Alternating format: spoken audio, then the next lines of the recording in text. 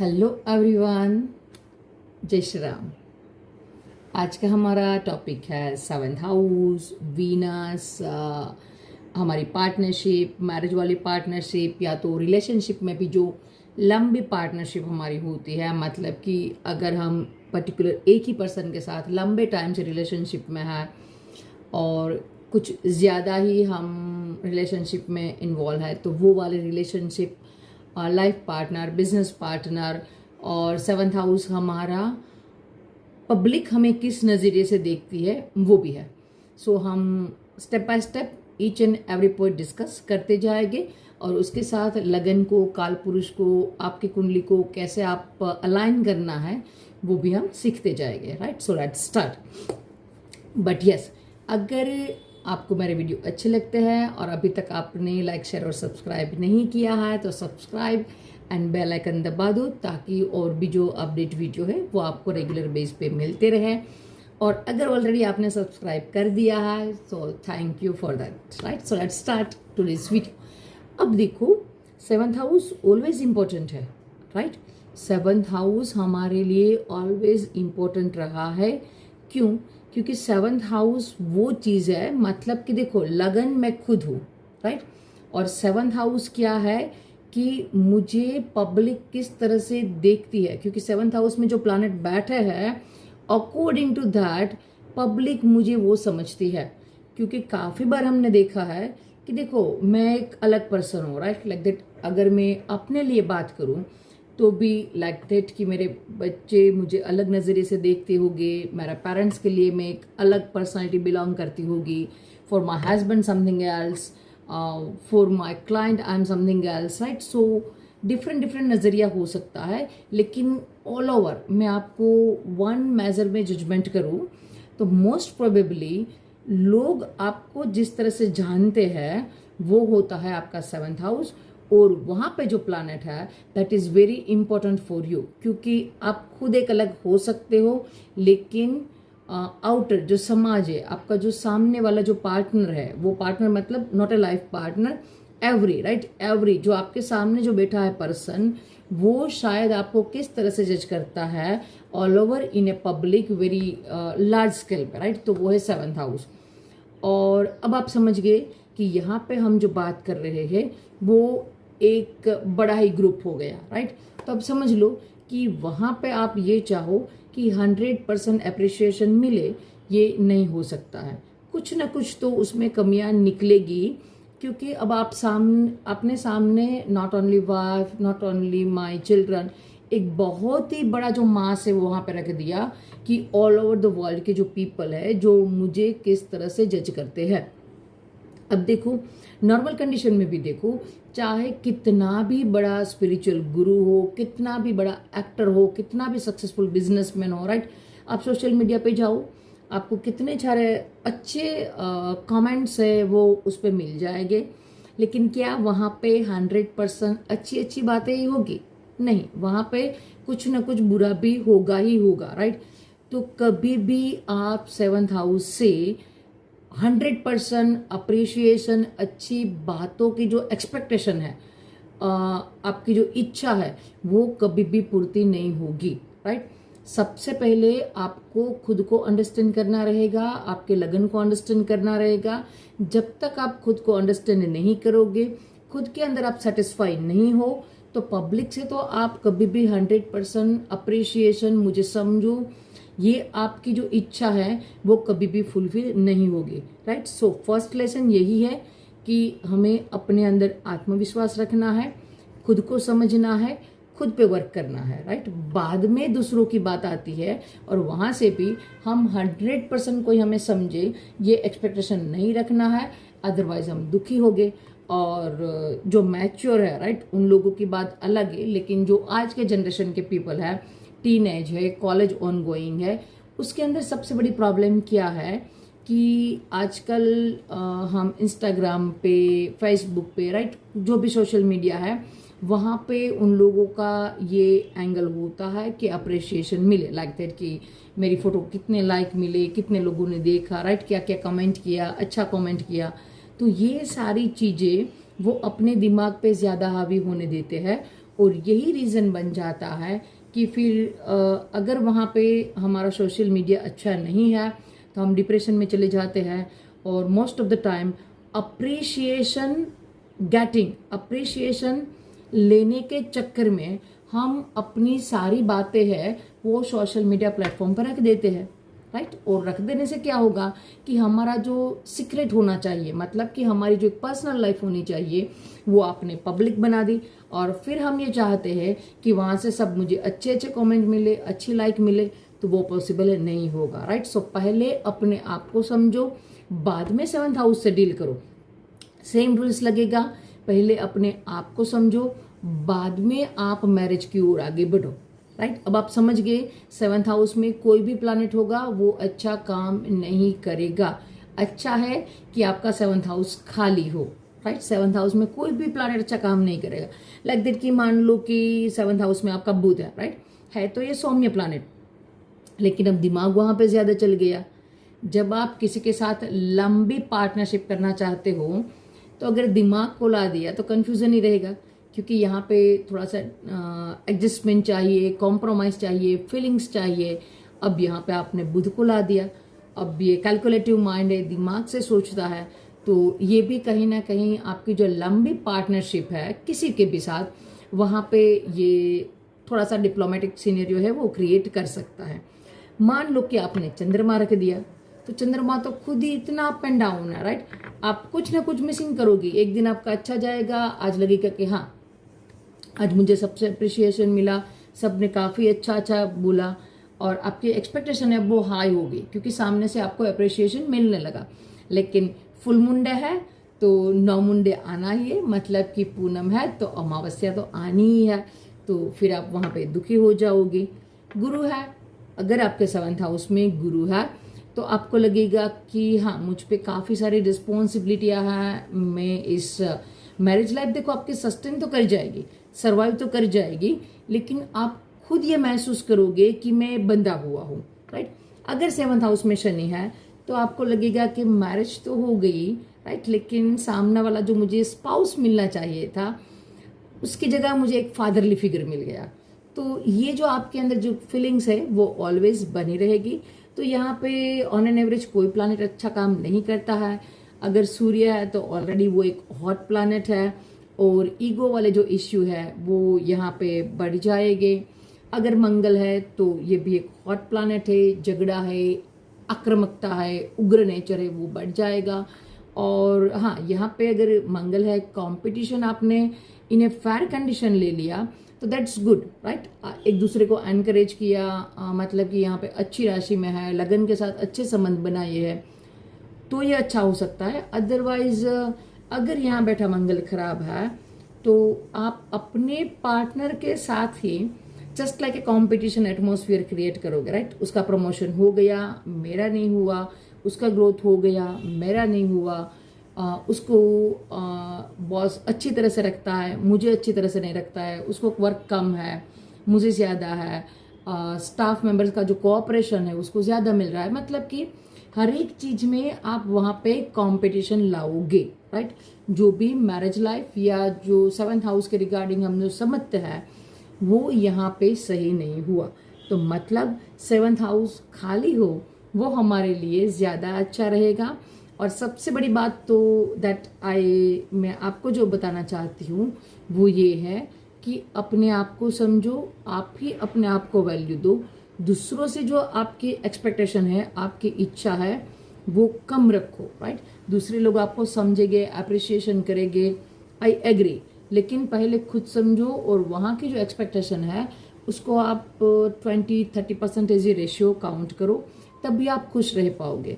Otherwise आप कितने भी अच्छे हो, कितने भी सक्सेसफुल हो, पर आपने 7th हाउस को ज़्यादा इम्पोर्टेंट दिया, मतलब कि सामने वाले को ज़्यादा इम्पोर्टेंट दिया, तो आप खुश नहीं रह पाओगे। And because of that reason हम मैरिज पे ही आगे ज़्यादा डिस्कस करेंगे। लेकिन वन कॉमन एडवाइस, एंड जो मैंने काफ़ी चार्ट के एनालिसिस के बाद देखा है और उन लोगों की बातें जो सुनी है, वहाँ से एक जो मेरा जो कंक्लूजन है, हो सकता है कि देखो आपका डिफरेंट हो सकता है, लेकिन आई एग्री विद दैट। पर मेरा जो कंक्लूजन है वो ये है कि हो सके उतना अपनी मैरिज लाइफ है वो आप और अपने पार्टनर, आपके स्पाउस के बीच में लिमिटेड रखो। ये कन्वर्सेशन आपके फैमिली मेंबर्स और आपके फ्रेंड के बीच में डिस्कस मत करो।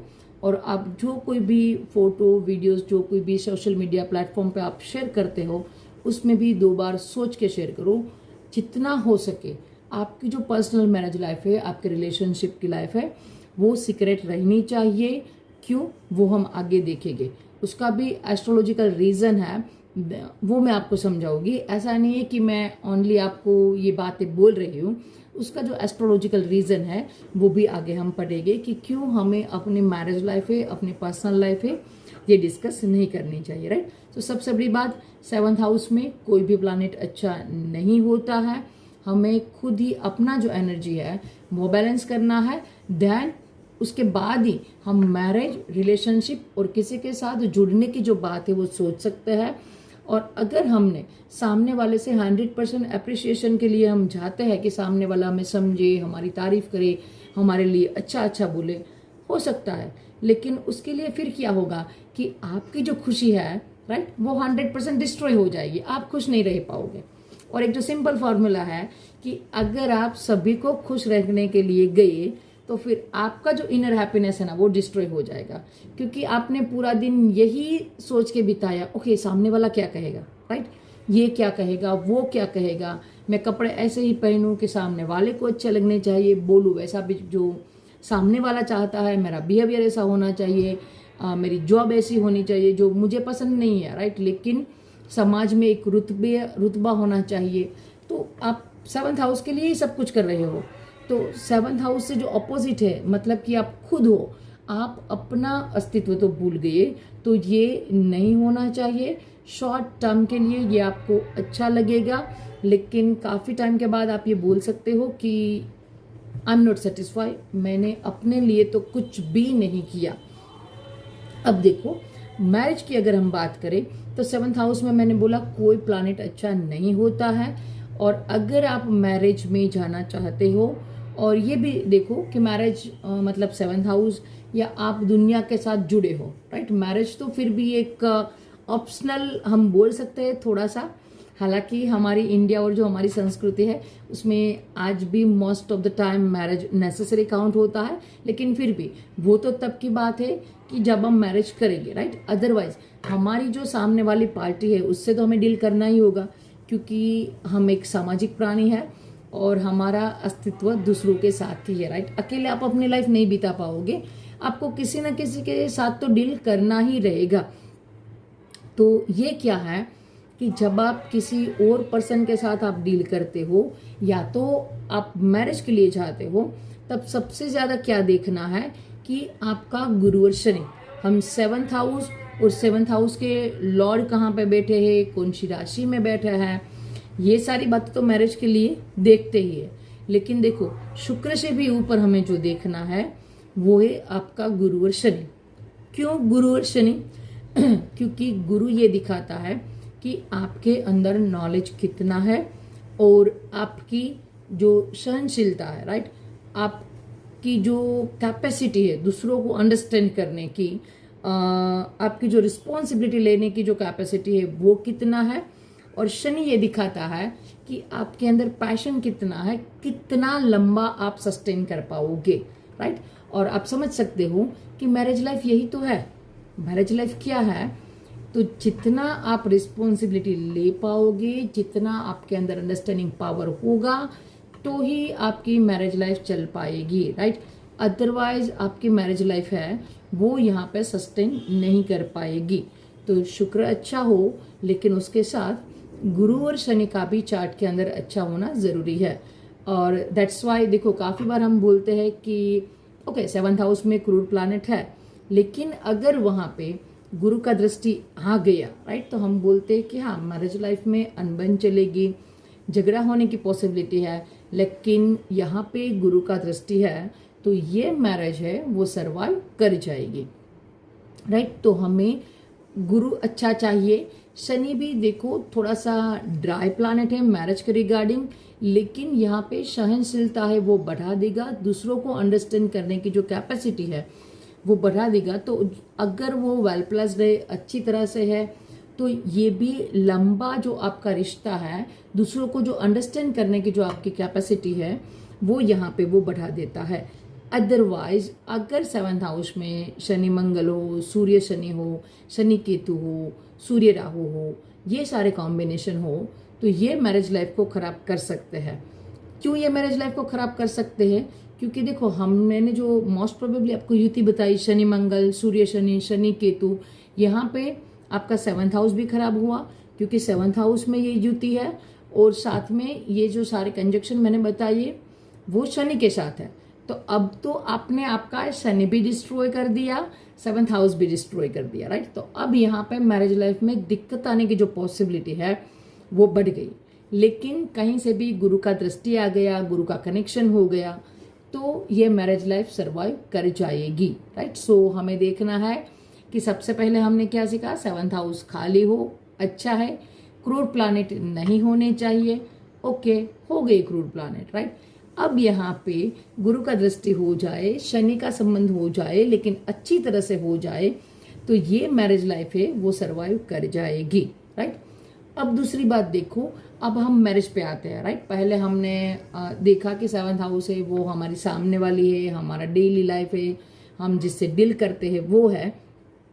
अब थोड़ा सा मैरिज का हम ज्यादा टर्न दे दें, तो अब यहाँ पे हमें शुक्र को भी इन्वॉल्व करना रहेगा, राइट। तो शुक्र क्या है, अब देखो, आपके दिमाग के सामने काल पुरुष का एक ब्लैंक चार्ट है, वो आप सोचो कि एक काल पुरुष का चार्ट है, उससे हम सारी मैरिज और शुक्र को अंडरस्टैंड करने की कोशिश करेंगे। अगर मैं काल पुरुष की कुंडली रखती हूँ तो आप हो खुद, यानी कि मेष लगन, आप हो खुद मंगल, और आपके सामने वाला जो अपोजिट पार्टनर जो आपको मिलेगा वो आपका 7th हाउस है, वो है शुक्र, राइट। अगर हम शुक्र अच्छा चाहते हैं तो शुक्र के पास 2 राशि है, वृषभ राशि और तुला राशि। आप खुद हो मेष, आप चाहते हो शुक्र, तो क्या मैनेज करना रहेगा शुक्र को? शुक्र हमें भोग देता है, और कौन से 2 हाउसेस है उसके पास, 2nd हाउस और 7th हाउस। मतलब कि आपको अपना जो स्पीकिंग है, राइट, आपका जो 2nd हाउस वाणी है वो शुक्र के पास है, और 7th हाउस मतलब कि आपका समाज के अंदर जो आपका पर्सनालिटी है, राइट। समाज आपको जिस नजरिए से देखता है, और समाज आपको कैसे देखेगा, आप जिस तरह से समाज के साथ डील करते हो वो। तो हमारा जो बोलने का रवैया है, how we represent our self in a public, right, वो दोनों सही होना चाहिए, तभी हम हमारे शुक्र को बैलेंस कर पाएंगे। और ये सबसे ज्यादा जरूरी है। देखो, शनि शुक्र की अगर यहाँ पे भी मैं बात करूँ, तो अगर कोई भी 2 कपल है, कोई भी 2 पर्सन है, उसमें अगर आप देखो कि हाँ, हमारा मैचिंग अच्छा है, हमारा फिजिकल रिलेशन अच्छा है, हमारी काफ़ी बॉन्डिंग अच्छी है, हमारी केमिस्ट्री अच्छी है, ये सब कुछ है, राइट। लेकिन अगर वो पब्लिक में आपको डिसरिस्पेक्ट कर दे, आप पे गुस्सा हो जाए, गलत व्यवहार कर दे, तो ऑब्वियसली है कि ये पार्टनरशिप नहीं चलेगी। तो जैसे हमने पहले डिस्कस किया था, गुरु शनि पहले आएंगे, आप उसको अंडरस्टैंड करो, रिस्पेक्ट दो, राइट, बाद में शुक्र आएंगे। और अगर शुक्र को अच्छा रखना है तो आपके 2nd हाउस और 7th हाउस दोनों को अच्छा रखना पड़ेगा। मतलब कि आपकी वाणी अच्छी होनी चाहिए, और आप किस तरह से डील करते हो सामने वाले के साथ, वो भी आपका जो व्यवहार है वो अच्छा होना चाहिए, तभी आपके पास शुक्र आएगा। और अगर हम बात करें पैसों की, अगर शुक्र है तो नॉट ओनली स्पाउस, ये पैसे को भी रिप्रेजेंट करता है, तो तभी आपके पास पैसे आएंगे। क्योंकि जब तक आप अच्छा बोलोगे नहीं, आपका व्यवहार अच्छा नहीं होगा, आपका जो पब्लिक डीलिंग है वो अच्छा नहीं होगा, तब तक आप एक सक्सेसफुल पर्सन नहीं हो सकते हो। और अगर आपका शुक्र अच्छा नहीं है तो इनडायरेक्टली हम कह सकते हैं कि आपका बुध अच्छा नहीं है, क्योंकि आपका कम्युनिकेशन बिगड़ा कहीं ना कहीं, और आपका जो व्यापार है, राइट, आपका जो बिजनेस है वो भी कहीं ना कहीं यहाँ पे अफेक्ट होता है, right. So now you can understand कि पहले गुरु शनि आते हैं, बाद में शुक्र, और बाद में बुध, राइट। और अगर आपके पास शुक्र है तो बुध वाली जो चीज है वो तो आप इजीली डील कर जाओगे, क्योंकि आपके पास वाणी अच्छी है, right. How to represent your self, अपने आप को कैसे प्रेजेंट करना है सामने वाले के पास। अगर आपका शुक्र अच्छा है तो आप ये जानते हो, और अगर आपने सही तरीके से रखा तो सामने वाला आपको समझ पाएगा। तो बुध का काम ऑटोमेटिकली हो गया। सो गुरु, शनि, शुक्र और उसके बाद आते हैं बुध। तो ये जो सारे कॉम्बिनेशन मैंने बताए कि ये रिप्रेजेंट करते हैं आप खुद कौन हो, कैसे रिप्रेजेंट करते हो, और सामने वाला है वो आपको कैसे जज करता है। और हमारी मैरिज लाइफ, हमारा 7th हाउस, हमारा रिलेशनशिप, आप कुछ भी बोलो, राइट, वो यही है।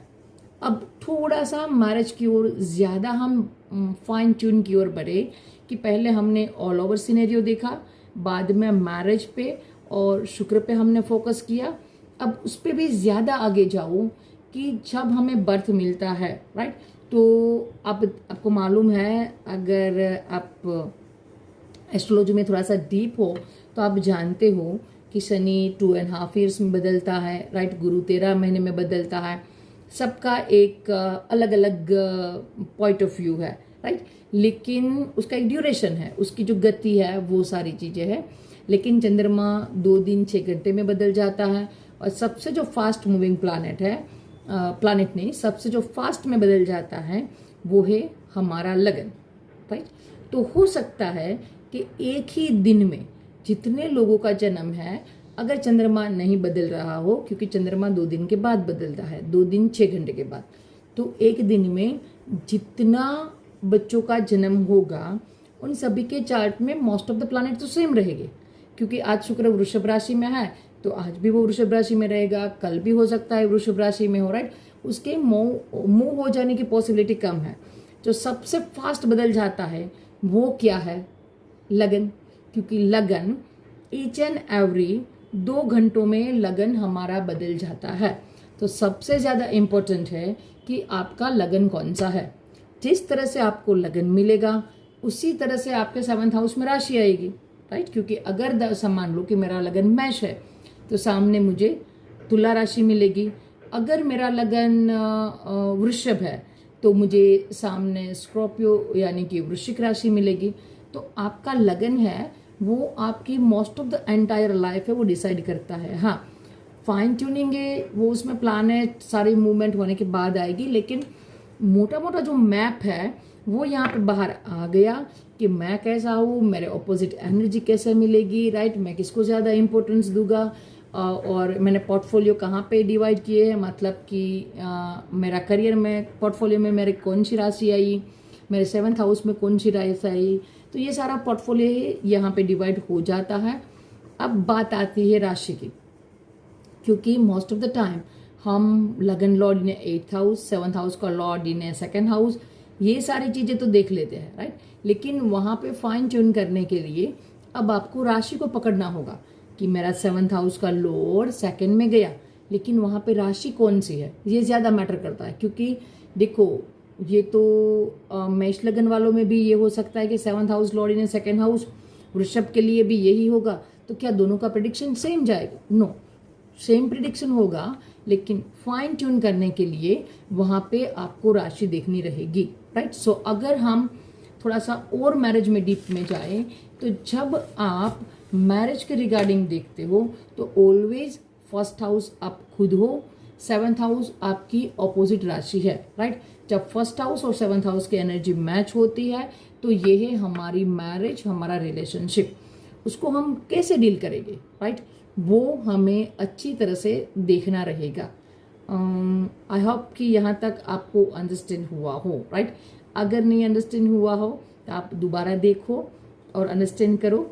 और इससे अगले वीडियो में हम ये हमारी जो मैरिज की जो ट्यून है उसको और बेहतर तरीके से आप कैसे देखो, राइट, मैरिज और रिलेशनशिप को बेहतर तरीके से आपके लगन के अकॉर्डिंग। मतलब कि आपका मेष लगन है तो आपको मैरिज लाइफ में क्या ख्याल रखना चाहिए, कैसे सरवाइव करना चाहिए, क्या ऑब्स्टिकल है, क्या एडवांटेज है, क्या डिसएडवांटेज है उस लगन के अकॉर्डिंग, वो हम नेक्स्ट वीडियो में डिस्कस करेंगे, राइट।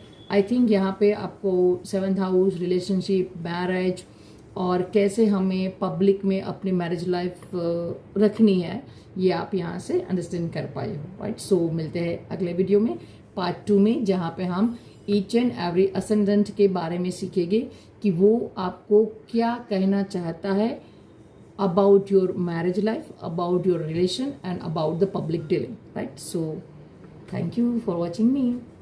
Jai Shri Ram.